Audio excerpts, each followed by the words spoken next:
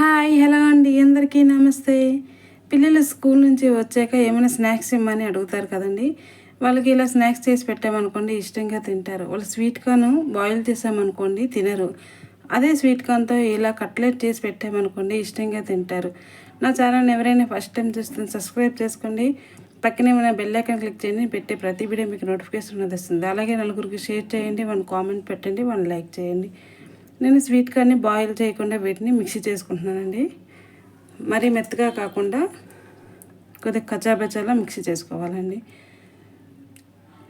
దీనిలో ఇప్పుడు నేను కట్ చేసుకున్న ఆనియన్ వేసేస్తున్నానండి. కట్ చేసుకున్న క్యాప్సికము, 2 టేబుల్ స్పూన్స్ శనగపిండి వేసుకుంటున్నాను, 2 టేబుల్ స్పూన్స్ మైదాపిండి వేసుకుంటున్నానండి, 1 టేబుల్ స్పూన్ జీలకర్ర, మీ టేస్ట్కి సరిపడినంత కారం,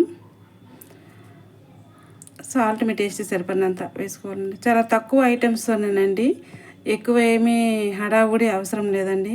మన ఇంట్లో ఉండే తక్కువ ఐటమ్స్తోనే వీటిని ఇప్పుడు మనం తయారు చేసుకుంటున్నామండి. దీంట్లో ఇంకేమీ వాటర్ వేయకుండా అంతా కలిసేలా మిక్స్ చేసుకోవాలండి. వాటర్ ఏమీ అవసరం ఉండదండి దీనికి, ఎందుకంటే స్వీట్ కార్న్ ఆల్రెడీ వాటర్లా ఉంటుంది కనుక. ఇక్కడ నేను చేసే విధంగా ఇలా అన్నీ ఒకేసారి చేసుకోవచ్చండి. చేసుకొని మన ప్లేట్లో వేసుకొని డీప్ ఫ్రై సరిపడిన ఆయిల్ వేసుకొని వీటిని ఫ్రై చేసుకోవచ్చండి.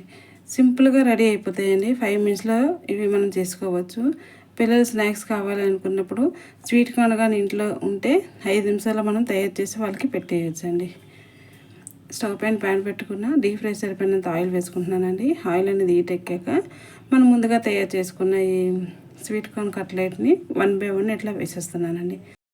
నాకు ప్యాన్లో ఎన్ని సరిపోతాయో అన్నీ నేను వేసుకుంటున్నానండి. ఇవి బ్రౌన్ కలర్ వచ్చేంత వరకు ఫ్రై చేసుకోవాలండి. 1 సైడ్ బ్రౌన్ కలర్ వచ్చాక దాన్ని టర్న్ చేసుకొని ఇంకో సైడ్ కూడా బ్రౌన్ కలర్ వచ్చేంత వరకు ఫ్రై చేసుకోవాలండి. చూడండి, నేను 1 సైడ్ బ్రౌన్ కలర్ వచ్చింది. ఇప్పుడు నేను దీన్ని టర్న్ చేసుకుంటున్నానండి. ఇలా టర్న్ చేసుకొని 5 మినిట్స్ అయ్యాక 2 సైడ్స్ బ్రౌన్ కలర్ అనేది వచ్చాక నేను 1 ప్లేట్లో వేసుకుంటున్నానండి. అంతేనండి, సింపుల్గా 5 మినిట్స్లో రెడీ అయిపోయి కట్లెట్ అనేది రెడీ అయ్యిందండి. దీన్ని ఇప్పుడు మనం టేస్ట్ చేసి చేయొచ్చండి. ఓకే అండి, bye, see you next video. అమ్మ చాలా చాలా బాగుంది.